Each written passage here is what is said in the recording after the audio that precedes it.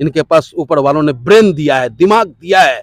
हजारों हजारों अब्दुल कलाम निकलेंगे और हमारे देश की तरफ आंखें उठाने की ताकत किसी की नहीं। What is make in India? हमारा देश रो रहा है, हमारी माँ रो रही है, भारत माँ रो रहा है, उनके बच्चे बिलख रहे हैं। अगर मुसलमान रोता है तो भारत माँ रोती है, हिंदू रोता है तो भारत माँ रोती है, जैन रोता है तो भारत माँ। जिनके ऊपर अत्याचार होता है, जिनके ऊपर जुल्म होता है, उसके खिलाफ लड़ने वाली, उसके खिलाफ अगर कोई आवाज उठाने वाली पार्टी है तो वो AIMIM पार्टी है। समरसता हो, समानता हो, समता मूलक समाज हो, भाईचारा हो, इसी संदेश के साथ बैरिस्टर साहब की party all India Majlis Ittehadul Muslimeen काम कर रही है। और इसी मैसेज को लेकर के आज हम सीतामढ़ी ज़िले में आए हैं। और सीतामढ़ी ज़िले में आने के बाद जो हमारे कन्वेनर है ज़िले के भाई, हमारे नजरे आलम साहब और चांद बाबू और इनकी पूरी टीम, देखने के बाद तसल्ली हमें है कि बैरिस्टर असदुद्दीन ओवैसी साहब के विचारों को पहुंचाने में ये और इनकी टीम सक्षम है। कहाँ जाना हुआ है सीतामढ़ी में? जी, सीतामढ़ी में रून्नी सैदपुर में कार्यकर्ता सम्मेलन था, उसे संबोधित करने के बाद फिर ददरी जामिया जाइया फैजुर रजा जी का जो मदरसा है और उनका मकबरा है, वहाँ भी जाकर के मत्था टेक करके उनसे आशीर्वाद लेने का काम किया, क्योंकि बड़े बुजुर्गों के आशीर्वाद के बगैर कुछ भी संभव नहीं है।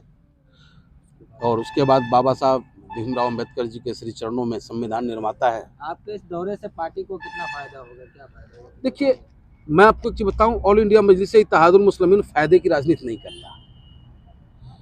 हाँ, कुछ को मैं जगा दूं, कुछ को आप जगा दो, ये जगाने की राजनीति हम करते हैं। हमें ना ही विधायक बनने की लालसा है, न ही हम मुख्यमंत्री बनकर के जुल्म करना चाहते हैं। हाँ, जो जुल्मी सरकार है उसको आईना दिखाना चाहते हैं कि तुम्हें जो ताकत मिली है जनता के अंगूठे के दम पे मिली है, तुम रानी के पेट से पैदा लेकर के उस मुख्यमंत्री की कुर्सी पे तक नहीं बैठे हो, प्राइम मिनिस्टर की कुर्सी तक नहीं बैठे हो। तुम्हें उस कुर्सी पे जो बैठाया है संविधान के दायरे में आम जन के हित में निर्णय लेने के लिए।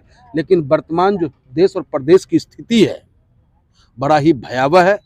आप सच बोल नहीं सकते, सच बोलोगे मुकदमा का सामना करना पड़ेगा, सच बोलोगे ईडी, CBI, तमाम तरह की सरकारी संस्थाओं का प्रयोग करके ये सरकार लोकतंत्र को दबाने पे आतुर है। लेकिन हम ऑल इंडिया मजलिस इत्तेहादुल मुस्लिमीन के कार्यकर्ता, बैरिस्टर साहब का सिपाही होने के नाते बाबा साहब भीमराव अंबेडकर के श्री चरणों में श्रद्धा सुमन अर्पित करते हुए शपथ लेते हैं कि जब तक सांस है आम जन की लड़ाई, गरीब, मजदूर, किसान, दलित, अल्पसंख्यक, लोग कहते हैं कि 20% मेरा है, 5% मेरा है, 70% मेरा है, और बैरिस्टर साहब कहते हैं 100% मेरा है। तो हमारी सोच है कि पूरा हिंदुस्तान खुशहाल हो। जातीय जनगणना पे आप क्या कहेंगे? जातीय जनगणना बेहतर है, ये बहुत पहले हो जाना चाहिए था। कम से कम हमें ये पता तो चले कि हमारा कौन भाई पिछड़ा रह गया और कौन बहुत आगे निकल गया। लेकिन उसमें कहीं कुछ त्रुटियां भी है, जिसको लेकर के हमारे प्रदेश के अध्यक्ष और विधायक भी हैं वो अख्तरुल इमाम साहब, उन्होंने प्रदेश के मुख्यमंत्री को पत्र भी लिखा है।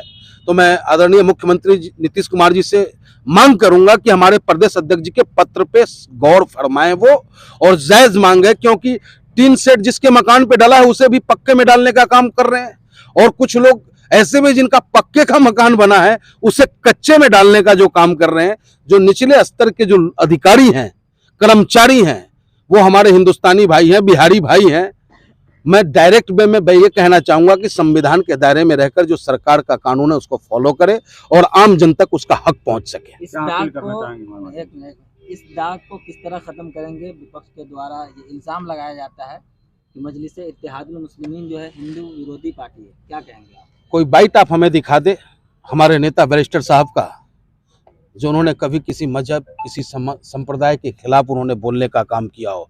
आज भी जैन समाज का एक बहुत ही सम्मानित प्रतिष्ठित तीर्थ स्थल है श्री सम्मेत शेखर जी, उसे भी ये सरकार पैसे कमाने के लिए पर्यटन स्थल के रूप में विकसित करने का काम करने की तैयारी कर रहा था, जिसका विरोध हिंदुस्तान के तमाम जैनी भाइयों ने किया। और उसका समर्थन अगर किसी ने किया इस हिंदुस्तान में तो वो एक ही नेता है, बैरिस्टर असदुद्दीन ओवैसी साहब। ये तो बेबुनियाद इल्जामें हम पे लगती है साहब, वो कत्ल पे कत्ल करे जा रहे हैं, उनको कोई कुछ कहने वाला है और हमने आहें भी भर दी तो हंगामा खड़ा हो गया। अब एक आखिरी सवाल, जो कहा जाता है उस पे क्या कहेंगे? जी, वोट कटवा जो कहा जाता है उस पर क्या कहें? देखिए, जहाँ तक वोट कटवा कहने की बात है, मैं बड़े सरलता के साथ आपके माध्यम से मैं समाज के बीच मैसेज देना चाहता हूँ कि जब तक मांझी जी मुख्यमंत्री नहीं बने थे, उससे पहले तक उनके समाज की क्या स्थिति थी, जब तक लालू प्रसाद यादव जी मुख्यमंत्री नहीं बने थे, बिहार समाज में यादव समाज की क्या स्थिति थी, और मुसलमान जो देश की आजादी में अहम भूमिका निभाया, जब फांसी के फंदों को चूमने की बारी आई तो उलेमाओं ने फांसी के फंदे को चूमा, रेशमी तहरीरें चली, और आज जब आजाद होने के बाद आज भी हमारे देश का वो मुसलमान अपने आप को पिछड़ा और ठगा हुआ महसूस कर रहा है, तो इसकी वजह सिर्फ और सिर्फ राजनीति है। और राजनीति में साहब, लोकतंत्र में वही समाज तरक्की किया है जिस समाज के पास राजनीति की चाबी हुई है। और हमारे मुसलमान भाई इस बात को जिस दिन समझ जाएंगे, एक मुसलमान अब्दुल कलाम अगर पढ़ता है तो आपको परमाणु शक्ति संपन्न बनाता है। अरे भाई, सरकारों आंखें खोलो, अगर हजारों अब्दुल कलाम तुम्हें चाहिए तो इस मुसलमानों की तरफ देखो, मुसलमानों को ताकत दो। इनके पास ऊपर वालों ने ब्रेन दिया है, दिमाग दिया है, हजारों हजारों अब्दुल कलाम निकलेंगे और हमारे देश की तरफ आंखें उठाने की ताकत किसी की नहीं होगी। आखिर में अपना परिचय देते हुए अपनी पार्टी के लिए क्या अपील करना चाहेंगे? जी, मैं पंडित मनमोहन झा गामा, बैरिस्टर असदुद्दीन ओवैसी साहब का एक अदना सा सिपाही हूं। और आप सोचो कि मैं एक पंडित, अगर मुझे ताकत का लालसा होता, धन की लालच होती, तो भारतीय जनता पार्टी या अदर किसी और पार्टी का मैं राजनीति करता। आखिर बैरिस्टर साहब के साथ कांटों की राहों पे चलना क्यों पसंद किया? क्योंकि दर्द होता है इस सीने में। जब मैं किसी माँ के तन पे आधा कपड़ा देखता हूँ तो दर्द होता है। जब किसी बच्चे को जो पढ़ने का उम्र होता है, जब पढ़ने का उम्र होता है उस बच्चे को, तो उसके हाथों में खुरपी देखता हूँ और घास काटता हुआ देखता हूँ। तो क्या यही आजादी का 75वां महोत्सव हम मना रहे हैं? सिर्फ साइनिंग इंडिया कभी आ जाता है, make in India. What is make in India? हमारा देश रो रहा है, हमारी माँ रो रही है, भारत माँ रो रहा है, उनके बच्चे बिलख रहे हैं। अगर मुसलमान रोता है तो भारत माँ रोती है, हिंदू रोता है तो भारत माँ रोती है, जैन रोता है तो भारत माँ रोती है। लेकिन इन सियासतदानों को हर जगह हिंदू मुस्लिम ही नजर आता है। अरे एक नजर इंसानियत से भी देख लो। तुम्हें भी उसने ही भेजा है, हमें भी उसने ही भेजा है, मुसलमानों को भी उसने ही भेजा है। देखिए, आज जो है हमारे सीतामढ़ी की धरती पे हमारे पार्टी के नेता, उत्तर प्रदेश से चलकर आए हुए हमारे मेहमान बड़े भाई पंडित मनमोहन झा गामा साहब का सीतामढ़ी ज़िला की धरती पर आगमन हुआ। उनका मैं सीतामढ़ी की पूरी MIM की टीम जो है शुक्रिया अदा करते हैं और हार्दिक अभिनंदन करते हैं और इस्तकबाल करते हैं। हमारे प्रदेश अध्यक्ष जनाब अख्तरुल ईमान साहब के आदेश पर और आदिल हसन आज़ाद साहब के आदेश पर इनका हम पूरी टीम, सीतामढ़ी की टीम जो है लगातार रूनी सैदपुर से लेकर के और पूरे ज़िला में जहाँ जहाँ हमारा कार्यक्रम का जो स्थान था वहाँ लेकर के हम लोग घूम रहे हैं। और पूरे ज़िला को ये एक हमारा मैसेज है, और ख़ास करके पंडित मनमोहन झा गामा साहब को बुलाने का ये हमारा जो मैसेज था, ये था कि लोग कहते थे कि ये MIM जो है मुसलमानों की पार्टी है। आप देख रहे हैं कि हमारे मजलिस के जो सिपाही हैं, इतने बुलंद सिपाही हैं, जो आज लगभग 10 पंडित समाज के लोग हमारे जो है MIM का सदस्यता सीतामढ़ी में लिए हैं। तो इससे मैं कहना चाहता हूं, मैं अपने दलित भाइयों से, कि हमारी पार्टी सिर्फ मुसलमानों की पार्टी नहीं है। हमारी पार्टी उन सबों के लिए है कि जिनके ऊपर अत्याचार होता है, जिनके ऊपर जुल्म होता है, उसके खिलाफ लड़ने वाली, उसके खिलाफ अगर कोई आवाज उठाने वाली पार्टी है तो वो AIMIM पार्टी है।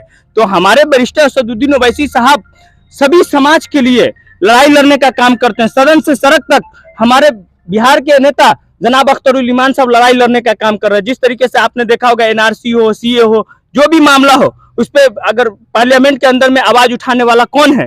आखिर मुस्लिम समाज से भी सांसद है, लेकिन उनके जबान पे दही जम जाता है। हमारे नेता जनाब बैरिस्टर असदुद्दीन ओवैसी साहब आवाज उठाने का काम किए। चाहे आप बिहार के अंदर में किसी भी कास्ट, किसी भी जाति, किसी भी धर्म, हमारी बहनें के साथ अगर लिंचिंग होती है, रेप होता है, तो उस पर बिहार सदन में रखने वाला आवाज कौन है? वो बिहार का नेता अख्तरुल ईमान है। चाहे गुलनाज का मामला हो या कहीं का भी मामला हो, वो हमारे नेता हमेशा आवाज उठाते। इसलिए मैं कहना चाहता हूं सीतामढ़ी वासियों से कि मजलिस से आप जुड़िए, ये मजलिस किसी एक की पार्टी नहीं है, ये मजलिस हम तमाम लोगों की पार्टी है कि जिनके लिए आवाज उठाने के लिए सदन से सड़क तक लड़ाई लड़ने वाला नेता बिहार में अख्तरुल ईमान साहब है तो देश में बैरिस्टर असदुद्दीन ओवैसी साहब है। पहले अपना परिचय दीजिए। जी Mohammad Ubaid Khan, MIM core committee सदस्य सीतामढ़ी बिहार, ऑल इंडिया मजलिस इत्तेहादुल मुस्लिम।